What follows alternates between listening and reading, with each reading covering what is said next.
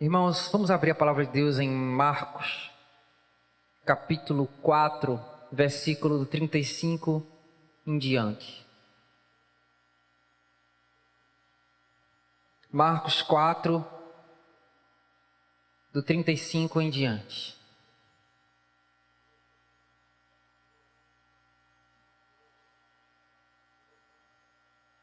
Glória a Deus.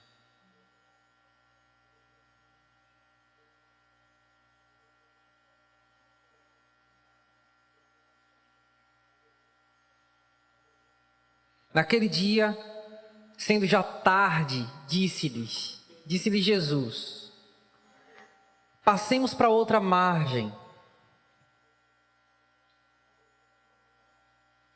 E eles, despedindo a multidão, o levaram assim como estava no barco, e outros barcos o seguiam.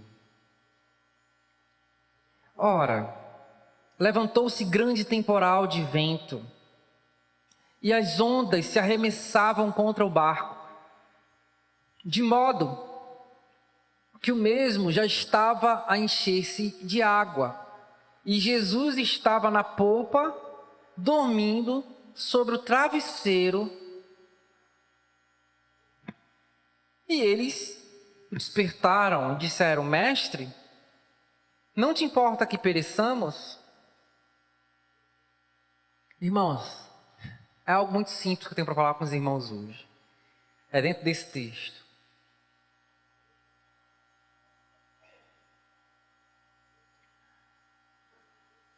Irmãos, já pararam para pensar como essa história é tão difícil de conceber? A gente já leu esse texto tantas vezes, né? Essa semana eu li esse texto mais uma vez. E Deus me mostrou algumas coisas. O senhor leu domingo? Esse mesmo texto? Esse domingo passado? Foi? Parece?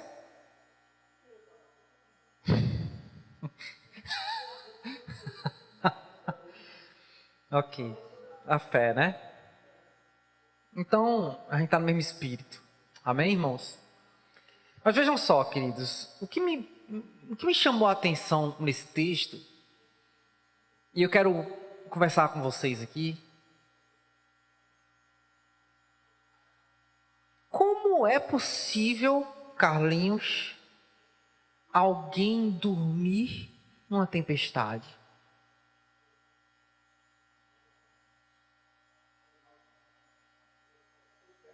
Em alto mar. Não, sério, fala sério.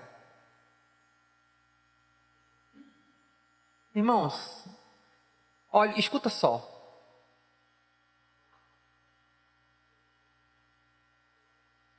No meio das águas, você num barco, ainda que o mar esteja tranquilo, você sente um certo enjoo, por assim dizer. Só com balanço. Imagina no mar agitado. Gente, parece algo inconcebível para mim, né? Pensar um ser humano dormir no meio de uma tempestade.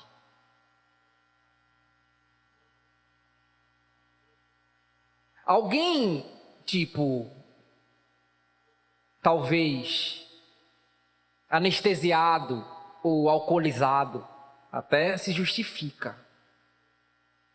Na popa do navio está dormindo ali tranquilo, no barco, na verdade, né? Está dormindo ali no barco tranquilo. Mas alguém sóbrio, com o mar agitado, as ondas quase derrubando o barco, como alguém consegue dormir numa situação dessa, irmãos?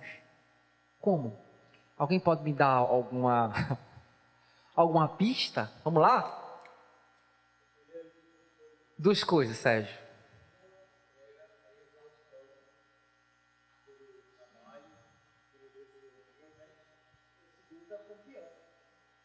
Certo, vamos lá. Vamos falar da gente. Nós. Por um momento, esqueça que foi Jesus. Se fosse qualquer um de nós aqui, mesmo exaustos, eu acredito que a gente acordava com solavanco. Sabe por que eu digo isso, irmãos? Sabe por que eu digo isso? Quem aqui já dirigiu com sono? Já dirigiu com sono? Já dirigiu? Cochilou na volante, tudo bem. Mas uma vez que o carro começa a sair da pista,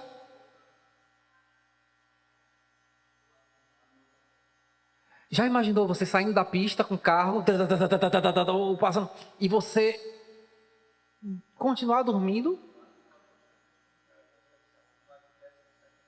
Né? Só descer o acostamento, o cara já desce, epa, não é verdade? Já fica nervoso porque já balançou um pouquinho. Irmãos, para nós é inconcebível que uma situação tempestuosa se levante e a gente não faça nada.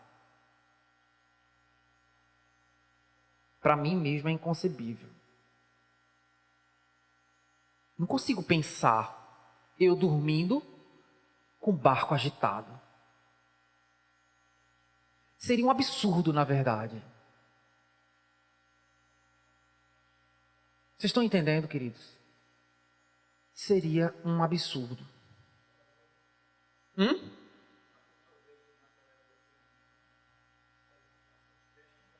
Pesca mortal. Onda gigantesca. Gente. Não, alguém dormindo. Alguma coisa de muito diferente tem com essa pessoa. Não é? E realmente tem. Nós estamos falando de Jesus. Ele consegue dormir no meio de uma tempestade. Bem? A gente vai chegar lá.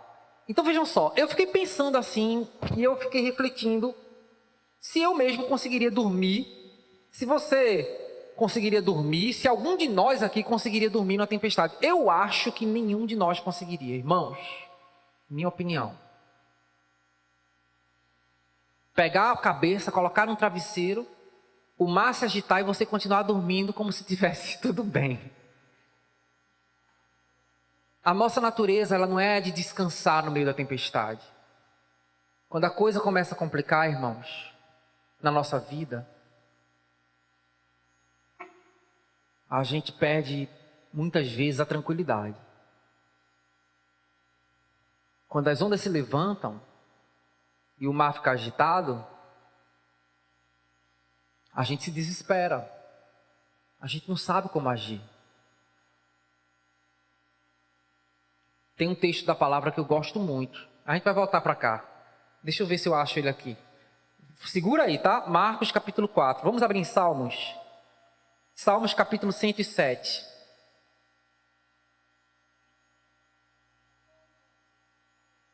Versículo 23. Salmo 107, versículo 23.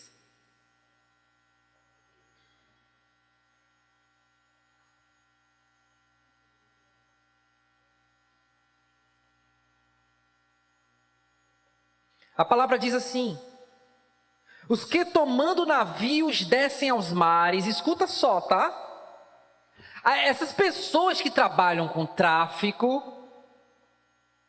com negociação no meio do mar, levando e trazendo produtos, com logística.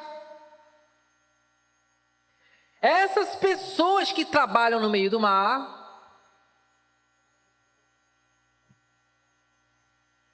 esses veem as obras do Senhor e as suas maravilhas na profundeza do abismo. Porque Ele falou e fez levantar um vento tempestuoso que elevou as ondas do mar, subiram até os céus, desceram até os abismos, e no meio dessas angústias, a alma deles desfalecia. Andaram e cambalearam como ébrios e perderam todo o tino, toda a inteligência foi embora. Então, na sua angústia, clamaram ao Senhor, e ele os livrou das suas tribulações. Ele fez cessar a tormenta, e as ondas se acalmaram. Então eles se alegraram com a bonança, e assim os levou ao desejado porto. Esse texto, irmãos, parece um prenúncio do que ia acontecer com os discípulos. Mas eu acredito que é isso que acontece com todos os homens, no meio das águas turbulentas. A gente perde o tino. A palavra tino quer dizer inteligência. A gente perde a capacidade de raciocinar direito. Porque na tensão, Nanau, parece que a única coisa que a gente vê são as ondas altas. A única coisa que a gente vê no meio da aflição, irmãos, é o problema. Por que a gente é assim? Por que a gente é assim? Por que os discípulos se desesperaram? Essa semana eu assisti um documentário de um jovem. Existem alguns caras no Brasil que eles trabalham com produtos digitais de marketing digital, né? Então a galera faz uns lançamentos de alguns produtos e vendem pela internet. Então existem uns caras muito topados no Brasil, né?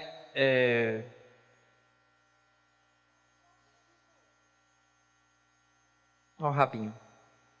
Vá para lá, vá.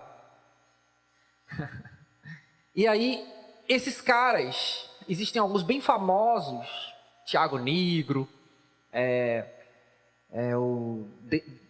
Pablo Marçal, deixa eu ver quem mais, meu Deus. Tem o Érico Rocha, são uns homens assim muito cheios de conhecimento na área de negócios, de comércio, de empreendedorismo, de marketing digital. Então eles fazem esses eventos grandiosos de lançamento, né, de produtos. E até então o maior deles era o Pablo Marçal, né, com um patrimônio gigantesco. Ele tinha feito ao longo de 3 anos um trabalho incrível que conseguiu angariar um patrimônio multimilionário. Recentemente, um cara chamado Thiago Fink, esse cara, ele fez, enquanto todos os outros faziam um lançamento atrás do outro, sabe, de produtos, de serviços, um lançamento, esse cara fez um lançamento, Sérgio, um único lançamento. E foi há uns 2 meses atrás. E ao lançar esse produto na internet, ao lançar essa campanha dele, ele bateu todos os recordes de todos os outros. De uma maneira assim absurda. Tipo, é como se ele alcançasse o que outros alcançaram em muitos anos, ele alcançasse em uma noite. Deu para entender? Então ele conseguiu superar todos os outros. E ele teve um lucro tremendo. Quase de 128 milhões de reais em um único lançamento. Eu fiquei olhando aquilo ali e eu disse, oxi. Rapaz, aí fizeram uma entrevista com os outros caras, né? Porque esse cara que chegou nesse recorde, que chegou nesse ponto, esse grande profissional, empresário, não sei como é que se chama, se é lançador, não sei o que é que se chama. Esse cara, ele não se misturava com os outros, assim, tipo, ele não fazia parte do clubinho dos caras, entendeu? E ele simplesmente bateu todos os recordes e subiu, foi lá em cima e pá! Conseguiu bater todos os recordes. E aí fizeram uma entrevista com aqueles caras que ficaram depois em 2º e 3º lugar. Né? E aí, vejam só, irmãos, vejam que feeling que eu percebi e o que Deus estava querendo me mostrar. E aí perguntaram para aqueles caras, rapaz, e o Tiago, ele não fica aqui com vocês não? Tipo, ele não se envolve com vocês aqui assim? Tiago, ele não está com vocês. Como é que ele chegou nesse nível? Ele fez algo totalmente diferente de que todos os outros fazem. Como é que ele chegou nesse patamar? Aí vejam só, a resposta de um deles. Realmente, o Tiago, ele não está aqui talvez porque ele não está na mesma frequência que a gente. E eu tinha lido esse texto pela manhã. Quando eu vi esse documentário, acho que era durante a tarde. E eu de repente comecei a pensar, irmãos, sabe por que Jesus dormiu?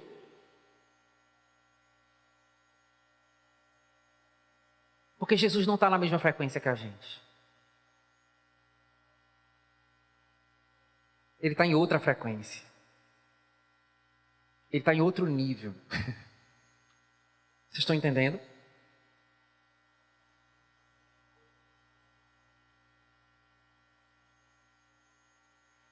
A gente se desespera porque a gente está num nível muito inferior.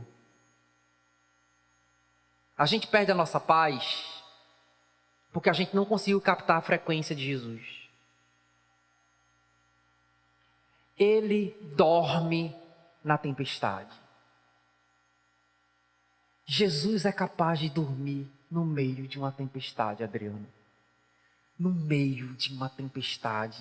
E, gente, eu não sei se vocês captaram o que eu estou querendo dizer. Porque para mim é difícil entender isso.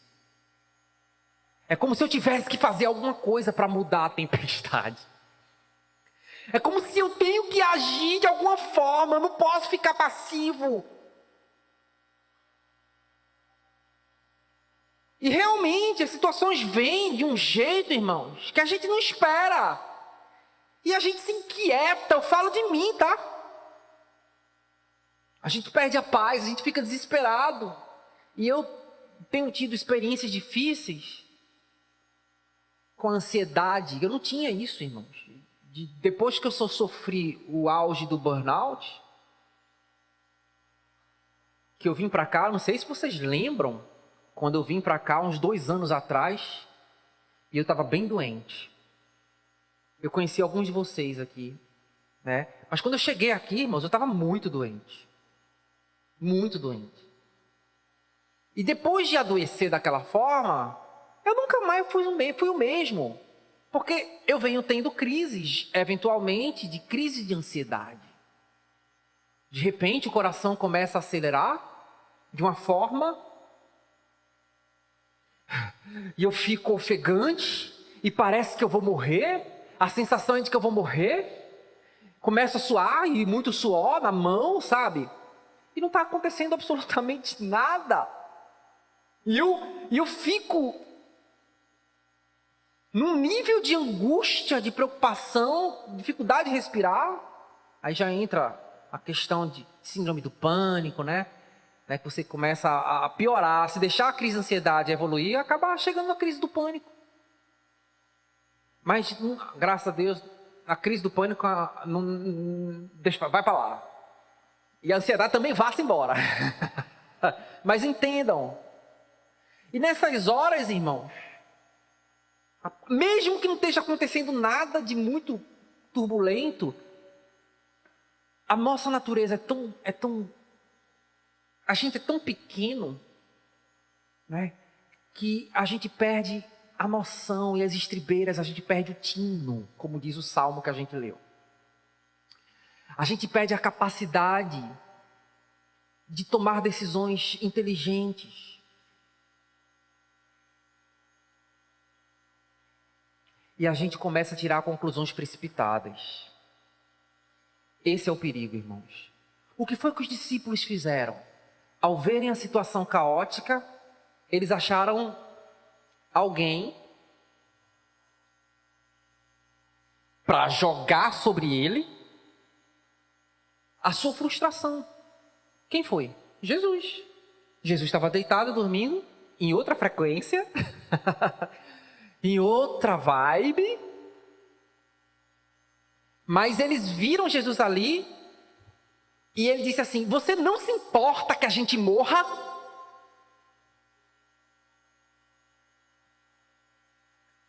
Você não se importa que a gente morra?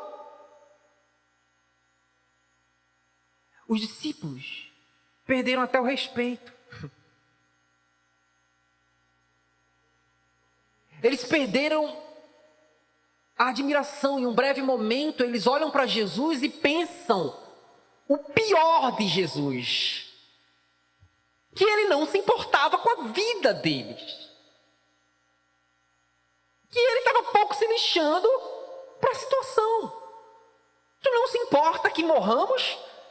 Irmãos, isso fala muito sobre a gente.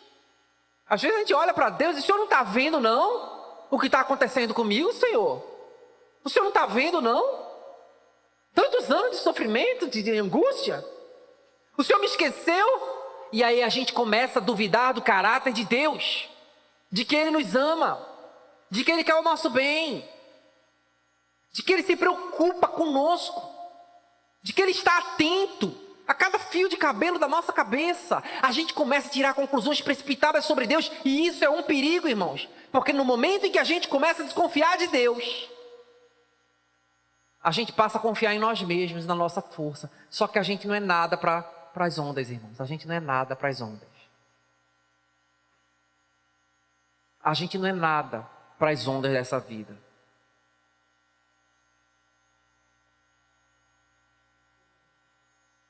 Vocês estão entendendo, irmãos? E aí Jesus, ele estava em outra frequência. O nível de frequência que traz descanso é o nível da confiança. A frequência que traz descanso é a confiança absoluta no Pai.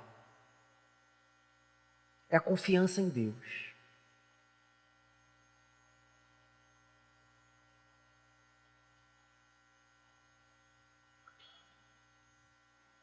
Como é maravilhoso quando um filho confia no seu pai. Quando uma filha confia na sua mãe. Um jovem chegou para mim essa semana e disse: meu pai não gosta que eu ande com fulano. Aí eu disse para ele assim: então não ande com fulano, porque seu pai te ama. Mas por que ele anda com fulano? Porque ele não confia no pai.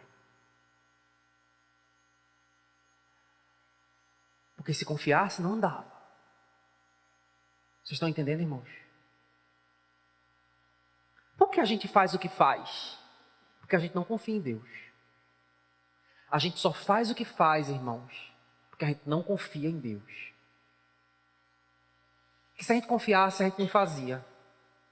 Aquela teimosia nossa, a gente não fazia.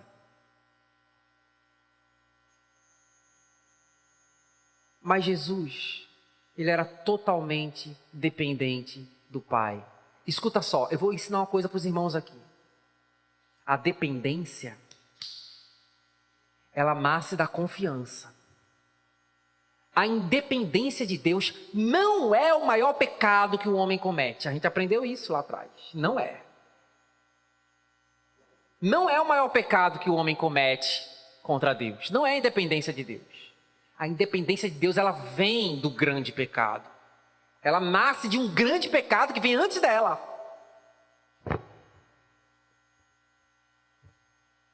Que é duvidar do caráter de Deus. Porque quando a serpente chegou para Eva, ela disse assim: não é assim que Deus disse? Vocês não podem comer de toda a árvore do jardim. Não é verdade? Vocês não podem comer de tudo. A mulher disse: não, a gente pode comer de tudo. Tranquilamente. A gente só não pode comer da árvore que está no meio do jardim. Dela, Deus disse que a gente não deveria comer. Nem tocar, porque senão a gente morreria. Aí a serpente disse o quê? É certo que não morrereis.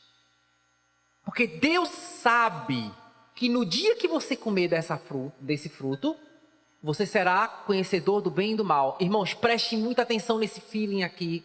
Não perde o fio da meada. Esse é o grande pecado. A serpente lançou dúvida do caráter de Deus. A serpente começou a falar de uma forma que Eva disse: ah, é? Deus sabe, que se eu comer desse fruto eu vou ser como ele? Ah, é? Então eu vou lá e vou comer. Quer dizer que ele está escondendo o jogo de mim? Ou seja, o pecado de independência, ele nasce de uma dúvida. A pessoa só se torna independente porque não confia. A pessoa só faz o que dá na telha porque não confia no Pai. Foi o que Adão e Eva fizeram. Não acreditava e não confiava. Então vou fazer a vida do meu jeito. A independência é filha da dúvida. O maior pecado é a dúvida. Tanto que sem fé é impossível agradar a Deus. Repita, sem fé é impossível agradar a Deus. Quando a gente não tem fé em Deus, quando a gente não confia em Deus, irmãos, a gente vai se tornar independente. A gente vai olhar para Deus com desconfiança mesmo. Ele não quer meu bem, ele não está pensando em mim. Ele já me esqueceu faz tempo. Não te importa que morramos? Qualquer crise vai revelar nosso coração. Mas Jesus estava numa frequência diferente. Tanto que dormia. Irmãos, a frequência de Jesus é a confiança. Ele sabia que o Pai estava com ele. Ele podia dormir tranquilo. Podia se levantar a qualquer tempestade. Ele sabia que estava no cuidado do Pai Celestial. A gente sabe, mas às vezes a gente só sabe aqui, na cabeça. Não desceu para o coração. Eu estou falando de mim, tá? Esse aprendizado é muito difícil. Muito duro aprender isso.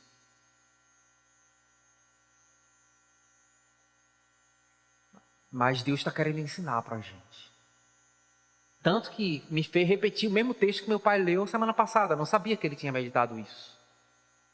Eu estava viajando. Mas alguma coisa Deus quer falar comigo e com você. Descanse o seu coração na presença de Deus. Descanse a sua alma. Confia. Tem uma canção que amanhã gosta de cantar. Não, no domingo. Domingo à noite eu estava em Garanhuns.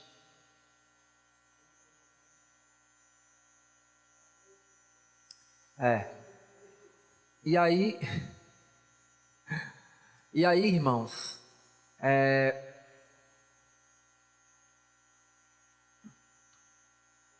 ele dormia.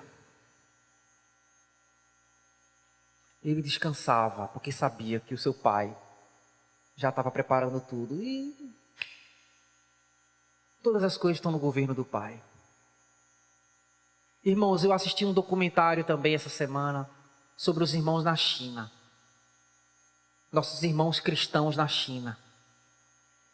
E eu vi uma cena, irmãos, baseada em fatos reais, que eu disse: meu Deus, Senhor, como esses irmãos confiam no Senhor. Uma cena linda. Grupo de irmãos chineses de uma vila sendo proibidos de falar de Jesus. E aí vinham os soldados do Partido Comunista Chinês para espancar aqueles irmãos. Um monte de idoso, tá? Muitos idosos ali. E aí vinham os soldados. E aí tinha um missionário que estava pregando para eles, que também era chinês. E todos eles reunidos no rio. Irmãos, que cena bonita, irmãos. Que cena bonita. Todos eles reunidos no rio, porque era o momento de batismos. Devia ter uns 30 idosos sendo batizados ali. E na hora, irmãos, em que o exército chegou e começou a cercar aquele povo, se batizasse, apanharia. Aí você vê um velhinho, bem magrinho, chinês, começou a cantar: Preciosa graça de Jesus, perdido me achou, né? E ele começou a cantar, aí todos os idosos, aquela vila, começou a cantar junto com ele, irmãos, e os soldados ali esperando. Na hora que eles descem as águas, irmãos, que sobem, começam a receber chicotadas. Mas eles apanhavam, irmãos, na certeza de que seriam recebidos pelo Senhor. Eles tinham paz na tempestade. Aí chegaram para um missionário e disseram: você não tem medo de ser preso, de ser espancado, de ser morto? Ele dizia: para mim é uma honra sofrer pelo meu Jesus. Irmãos, e tá a gente aqui se aperreando. Pelo que mesmo? Pelo quê?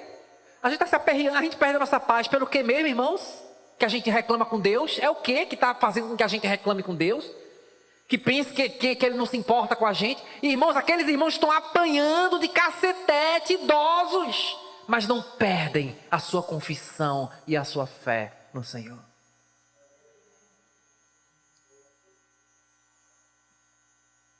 Quando chegar lá no céu, você chegar diante desses irmãos que apanharam, mas não perderam sua fé. Jesus vai olhar para eles assim: ó, tá vendo?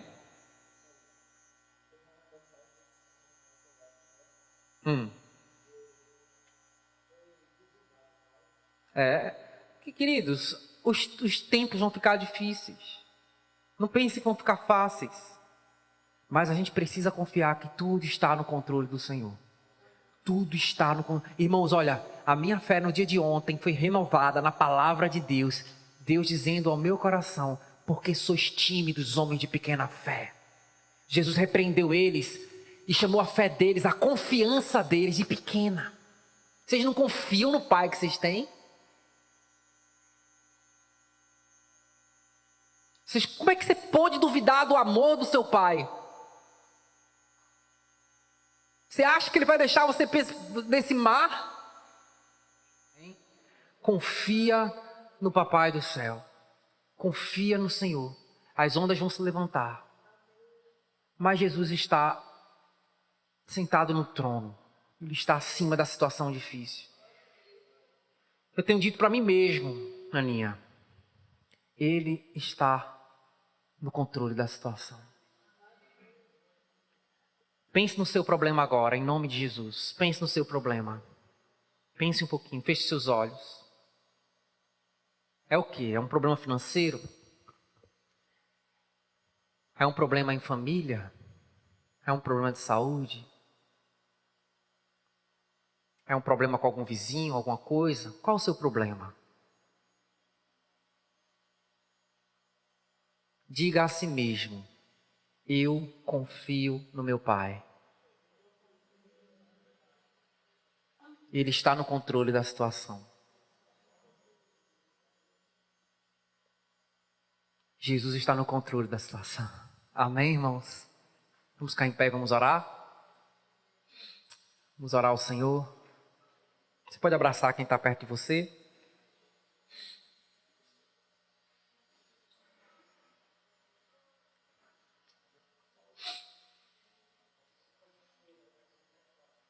O encontro, meu pai está avisando o encontro da célula dele, vai ser na casa dele, quarta-feira. Amém? Os irmãos, se quiserem. Ok? Vamos orar, irmãos. Pai Santo, Obrigado, Senhor. Obrigado pelo teu amor por nós, pelo teu imenso cuidado por nós. Obrigado por cuidar do nosso espírito, da nossa alma e do nosso corpo. Nós confiamos, decidimos confiar no Senhor. Nós decidimos, Senhor, confiar no Senhor. Perdoe a nossa incredulidade muitas vezes, mas nessa noite nós tomamos a decisão de confiar que o Senhor está no controle da situação. O Senhor está no controle da nossa vida. Ainda que a gente não entenda as ondas turbulentas, a gente muitas vezes, meu Deus, queira vir pensamentos maus, como se a gente não estivesse com o Senhor aqui, mas declaramos nessa noite, resolvemos confiar no Senhor. Resolvemos confiar no Senhor. Nos faça captar a frequência do Senhor, que faça com que o Senhor durma no meio de uma tempestade. Nos faça ter esse nível de tranquilidade, Senhor, no coração, ao ponto de descansar no meio da adversidade, Senhor. Tira essa ansiedade, essa angústia da vida dos teus filhos e filhas aqui nessa noite e nos faça, Senhor, crer cada vez mais na sua pessoa, no seu amor, no seu cuidado. O Senhor nos ama do início ao fim. Obrigado, Senhor. Amém. Amém. Que Deus abençoe os irmãos. Amém.